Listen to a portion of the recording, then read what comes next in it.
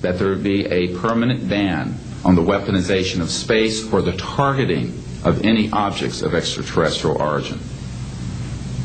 That there be a full and complete study of classified technologies connected to this subject to see how they could be properly declassified and applied for peaceful energy generation so that the world may get off of fossil fuels in enough time to prevent greater ecosystem damage or war over the looming energy crisis, which is sure to sweep the earth in the coming decade. This is a matter of the most pressing import. It has been ridiculed, yes. I know many in the media would like to talk about little green men. But in reality, the subject is laughed at because it is so serious. I have had grown men weep who are in the Pentagon, who are members of Congress, and who have said to me, what are we going to do? Here's what we will do. We will see that this matter is properly disclosed, and these courageous witnesses, the first 21 of over 100 that we have already interviewed on videotape, have stepped forward to speak the truth. Now, I expect people to be skeptical, but not irrationally so, because these men and women have come forward and they have their credentials, they can establish who they are, and they have been first-hand witnesses to some of the most important events in the history of the human race. As was pointed out to me by some of the men here, they were charged with handling the nuclear weapons of the United States. Their word was trusted on everything of great importance for the national security. We must trust their word now. As Monsignor Balducci said at the Vatican, in an interview I had with him recently, it is irrational not to accept the testimony of these witnesses. So please be skeptical, but that is not the same as prejudiced and closed-minded. This is a matter of great importance, and I ask the media, the scientific community, and the political community to look seriously at this matter and to do the right thing for humanity and for our children. We have available for the media and for members of Congress a nearly 500-page briefing document with transcripts from dozens of these top-secret witnesses. We have a 4-hour videotape summary. It's not a commercial product, I'll warn you, from this project of the 120 hours that we have in interviews so far. They've been boiled down to 4 hours, and it's available for the Congress to review and for the major media to review. We can establish that this subject is real and has tremendous significance for the human future. I ask on all of you who are listening to contact the members of Congress that represent you and the leaders around the world and other countries and ask them to hold an honest inquiry into this subject to support a ban on weaponizing space, since we are sharing space with other life forms, and that we move quickly as a people to understanding that this is the end of the childhood of the human race. It is time for us to become mature adults in the cosmic civilizations out there. To do this, we must become a peaceful civilization, and we must look as we go into space with an intent of cooperating with other civilizations, not weaponizing that high frontier. The men and women who will speak next will do so in order, beginning on your left.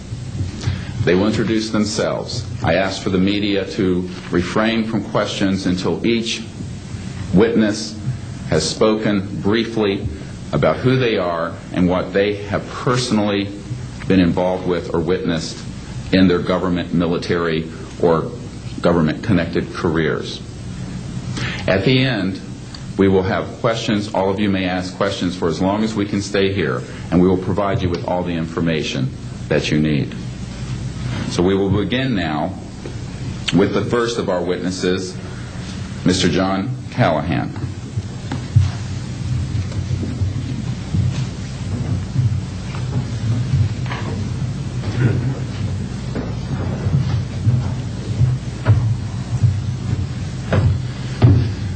My name is John Callahan. I'm a retired FAA employee. I was the division manager for the Accidents Evaluation and Investigation Division in D.C. About 2 years before I retired, I received a call from Alaska region where the region wanted to know what to tell the media.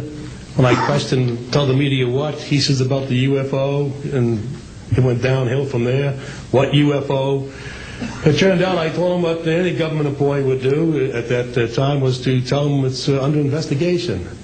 And then I had him send all that data to the FAA's tech center in Atlantic City. The next day, my immediate boss, service director, Javi Safir, and I went to Atlantic City. I had just purchased a new video camera, and I videoed the event.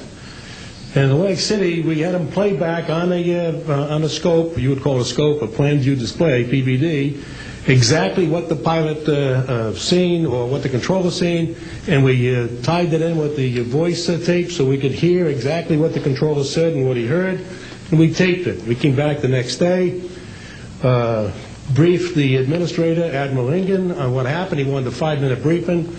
After we started the briefing, he wanted to know if he could see the video. We put the video on. He watched the video, the whole video.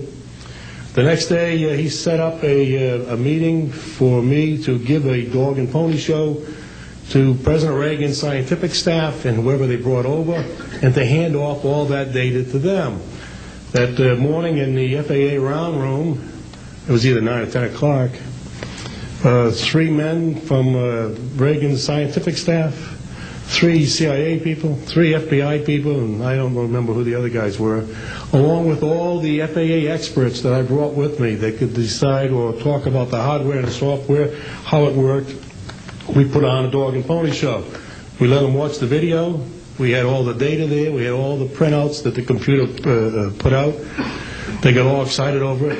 When it was all done, the CIA, one of the CIA men told the people they were now sworn to secrecy, that this meeting never happened and this event never happened. When I asked him why, I thought it was probably just a stealth bomber at the time, he says, well, this is the first time that we have recorded radar data on a UFO, and these guys are going to get all excited, drooling over all this data. I said, well, you're going to tell the public about it? And he says, no, we don't tell the public about this. It would panic the public. He says, we're going to go back and study this. I said, okay. It was what he was going to do. Now, I've told this story many times, and I get sometimes funny looks from people. I have with me the voice tapes of the controllers that were involved, the FAA original tapes. See, after we handed this stuff off to the President's staff, the FAA didn't know what to do with it. We don't separate UFOs from real traffic, so it's not our problem. Okay? I have a copy of the original of the video that we took, which is rather interesting. And once the thing was all over, the reports started coming into my office, but because it wasn't an FAA air traffic problem, the FAA's report ended up on a table in my office. And it stayed there until I retired, when one of the staffers packed up all my gear and helped it move to my house. Also, in a box I found just a few days ago, in my 1992 tax return, I have the target printouts from the computer data, which, so if you wanted to return or look at every target that was up there at the time, you can now reproduce this from this piece of paper here. And it's called the UFO Incident, Japan 1648, I believe the number was. It happened on November the 18th, 1986. I'm prepared to go to Congress, to swear before Congress that everything I've told you people and everything that is here is the truth. Thank you.